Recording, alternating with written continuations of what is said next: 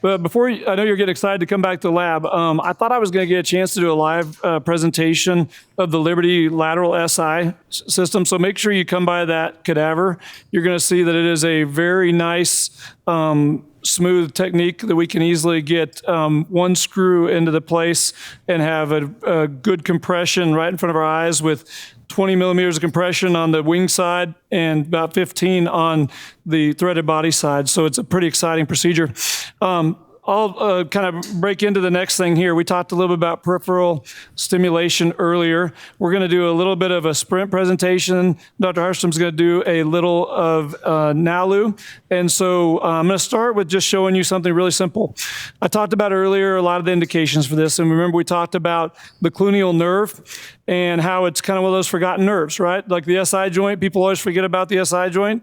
This is just as easy to forget about it, but the cluneal nerve presentation is lateral hip and iliac crest pain, and it is very it's hard to distinguish it from other things, so you usually end up doing all the basics. You end up doing an SI joint injection, a greater trochanter, thinking about the glutes, thinking about all these things, but you come back to this. It's a real easy thing to test out by just doing, I just put a needle in here. This is just an easy little block to do. This needle wasn't quite long enough, but as you can see, you just start usually about the lateral border of the transverse process at the level of the iliac crest, use the L4, and just walk right onto the iliac crest and then advance it down just a little bit more laterally. And then I just kind of pull this device out as I go. And I'm giving some Marcaine or lidocaine, whatever I like, and just pull this out, and that's all there is to it. So we do a little trial. They come back. They say they like it. We switch to this one first, right? Yeah. That's correct. All right. So this is Sprint, and Sprint is a option for, we talked about how there was short-term and long-term stim trials or stim treatments, and this is a 60-day treatment. This device is meant to go on to any nerve. The goal is to get about half to 1 centimeter from that nerve so that you don't necessarily want to be right on top of it. And again, when you're doing ultrasound, you can easily see. But you want to do a couple things. You want to make sure that these are centimeter marks. You want to make sure you're about 5 centimeters at least under the tissue, and you want to get it within half to 1 centimeter from the nerve. So I do some of these with fluoro. I do most of them with ultrasound, and you can do a combination of them if you like. But basically, when it comes down to placement, it's pretty easy. You just come in, and I usually start a little bit more medial, but I'm going to start about right here. Image, please. So I'm just going to try to go right down and touch the os right there, which I'm on bone, as you can see, image. And then I'm just going to walk up right over that iliac crest there. Image, please. And just going to try to stay pretty close with touching it by turning the bevel away and just kind of walking it out. Image one more time, please. That looks money. Right there, you're coming right across there. So that's about right where I want to be. Their system is pretty simple.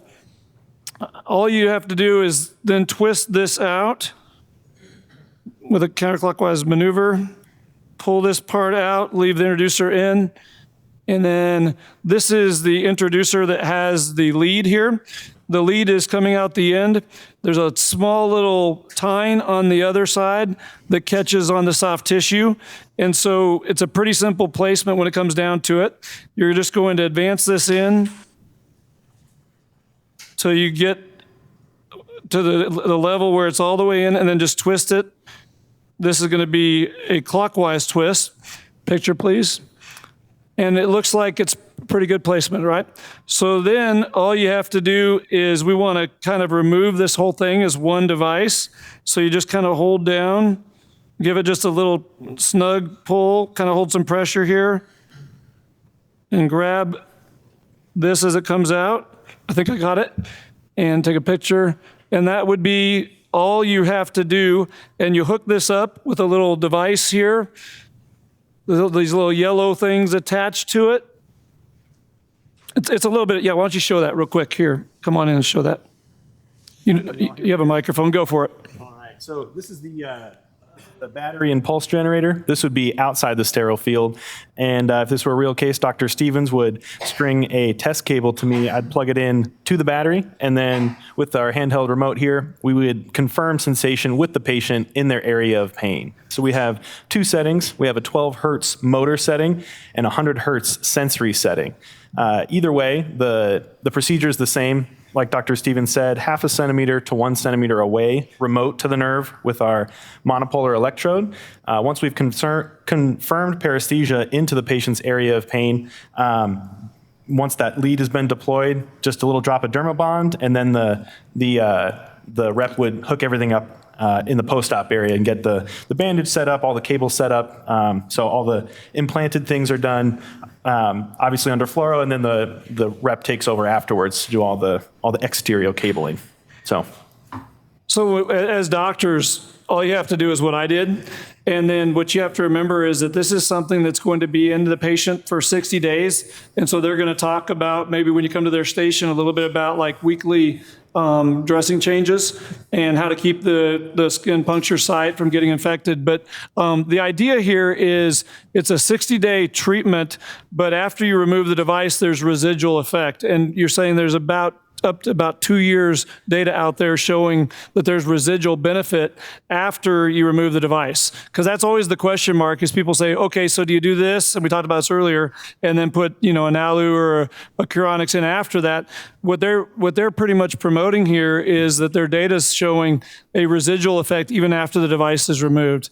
And so for our patients, again, that have maybe CRPS, and as we've all seen with just doing a sympathetic block, like a stellate or a sympathetic lumbar block, what happens a lot of times is if you can just interrupt that cycle for a short time, and then you can kind of start over, it's just like recharging your phone after it's been, dead for a while, and then that will give you that residual benefit. It's the same thing with this device, and that's what they're finding in their data.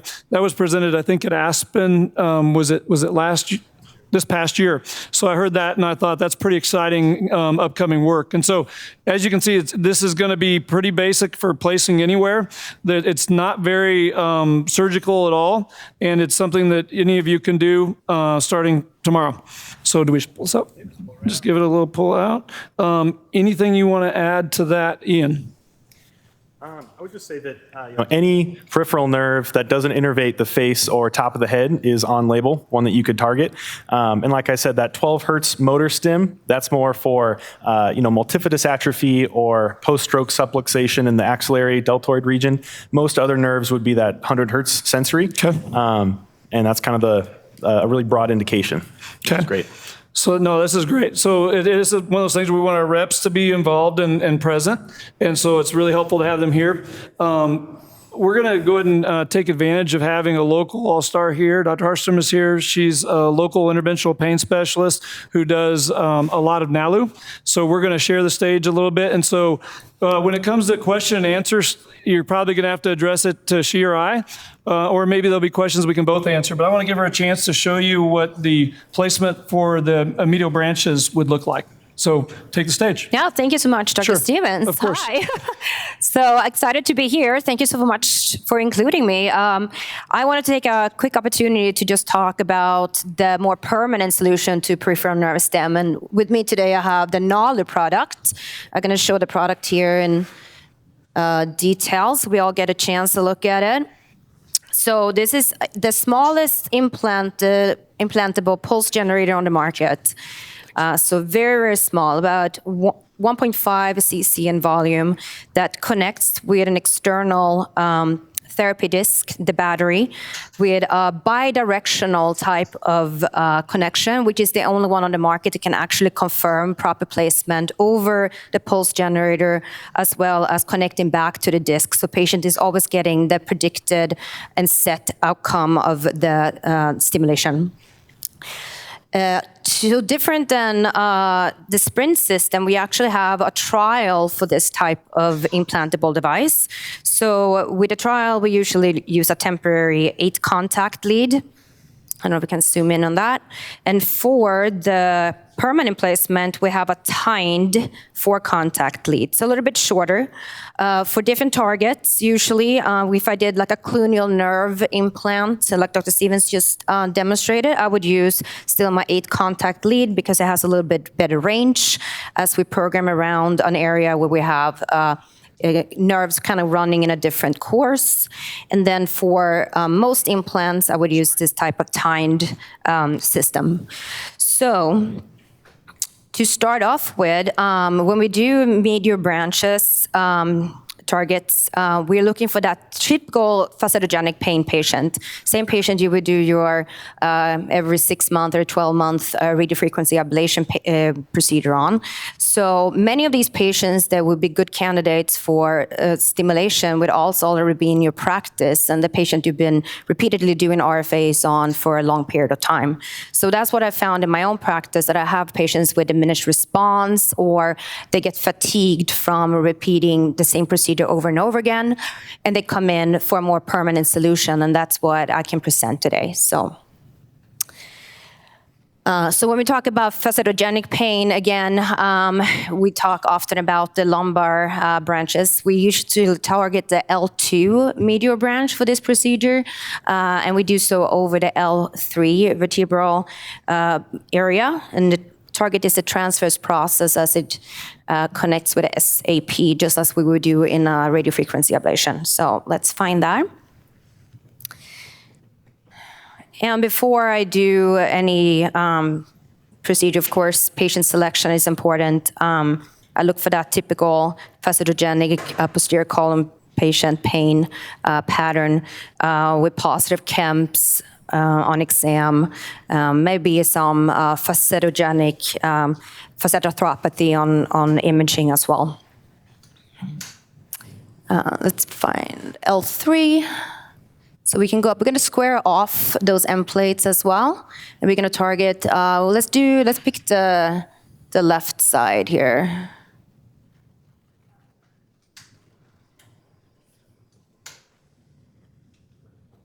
We're actually going to come AP first. Yep, and just square off the end plates. So let's see where we are at. Can take a picture there. Okay, and then come a little bit towards me.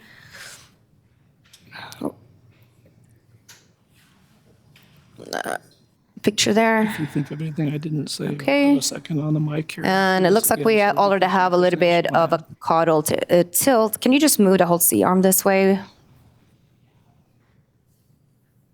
Thank you.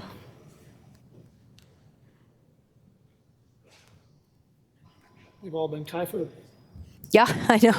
Plastic. Yeah, and I mean, that's what's so beautiful about peripheral nerve stimulation. You know, it kind of works for any type of pain. You know, patients that have anterior column pain will more or less always develop some posterior element to pain as well, whether that is from, you know, micro movements or trauma to the facet joints. So it works really well for all kinds of patients.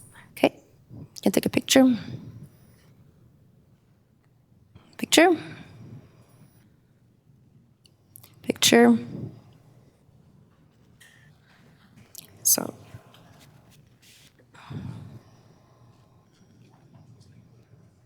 you can come out of that oblique just a little bit.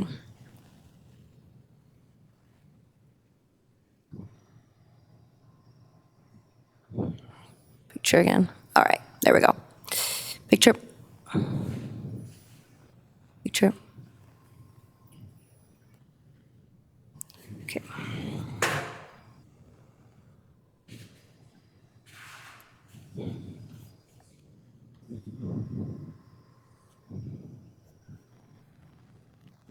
Picture.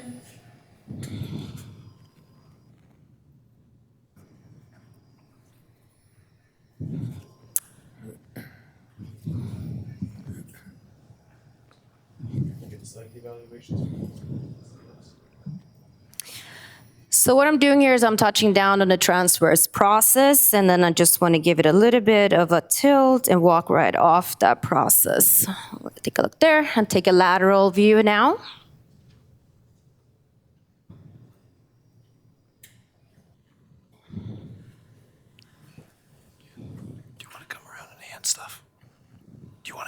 that stuff to her. You're welcome. I'll get a picture there. Perfect. A little deeper.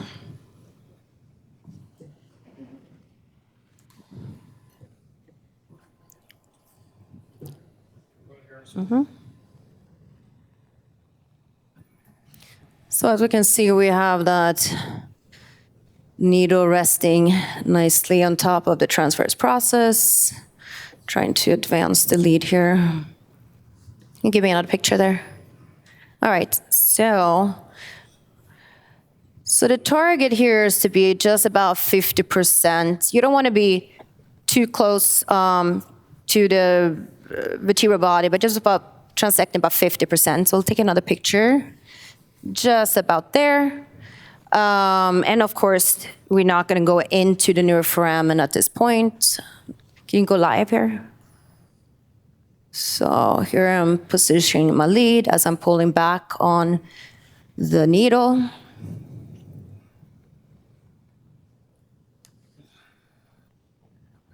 Okay, picture again. Picture. Done. That's a trial. So now I connect with an external stimulator system that my rep has in place. You can do different kind of testings here if you want to check for multifidus activation, a low motor stim at 2 hertz, or you can go a little bit higher and stim, asking the patient where, if they feel the pain in that area that they normally have pain. The referred pain from facetogenic pain is often extending not only over the lumbar spine, but also over the buttocks and the thighs to some degree. So I usually look for that type of referred pain distribution before I'm satisfied with my placement. But this is pretty much what a trial would look like. So yeah. And then, of course, the implant will be placed in the same location, but with 4 contacts instead, and the tined leads to prevent the lead from migrating forward. That's all there is to it? Yeah, pretty simple. Okay. That's so if you compare, I would say, spinal cord stimulation, for example, with something like peripheral nerve stimulation, it's much more forgiving. You can be further away from the target than what we see in this imaging here. Can we go back to an AP also, by the way, to get a full assessment? But you can definitely be further away from your target. There's so many types of variations in the stimulation and how they can disperse the current around the contacts, pairing with different type of stimulation bursts. There's all kinds of measures or pulse widths to add to the equation to get really good coverage over the peripheral nerve, which can be a little more challenging with spinal cord stimulation. So, All right, good. Yeah. So here at Seattle Science Foundation, when you come as an observer, be ready to lecture. Is that right? In the future? Apparently. Yeah. You can't just be participating here. I really do love this because some of us have had time to mentally prepare for this and to, last night before you go to bed, kind of visualize, what you're going to do when you get to the golf course and play the course. But being able to, on the fly, come in and present well is very impressive. But I think that's also something we all need to be ready to do. If we are real advocates for the procedures and the patients we protect and we treat, we need to be able to promote that and to teach other people why we think it's so grand and why we think it's so important. So I think it's great that you came in, and I appreciate your help very much. Thank you so much. Does anybody out there have any questions for she or I? What is the length of the trial that you just placed? The time for the trial, duration of the So I used 7 days, just like I would do with a spinal cord stimulator. I sometimes extend it a bit longer. What happens occasionally, especially with a nerve target like this, is you have actually some advancement of the leads, bring the patient back. We adjust the lead placement, give them a couple more days with new programs, new contact programs, etc., and usually find the correct target. You're not going to see much lead migration with the tined leads, but the trial leads is a little bit more challenging to work with. Okay, well done, you guys. Very well done. Hey, Doug, before we break from here, let me just say, I know we're going to get a chance to tell everybody thank you later, but Questions, maybe? the staff in here that has been supporting us has taken a bunch of clumsy physicians and made us all look great. And so I want to thank the radiology staff and the support staff and assistants here, because really and truly, we just literally walk in here and do our craft. And that's kind of what it's like in the OR. We walk in, everything's set up for us, and it's really nice to be here and not have to be, moving the cadavers ourselves and everything else. So when you come in here, make sure as participants, you thank them for spending here all day. And now we're about to start the part of the process where you guys are in here as well. But make sure you thank the people that have been working all day long. And I want to also thank Corey Kepler for putting on such a great course. If I don't get a chance to thank her lately, it's been a lot of fun. Well said, Chad. Thanks to the staff. Thanks to Corey, and we will transition.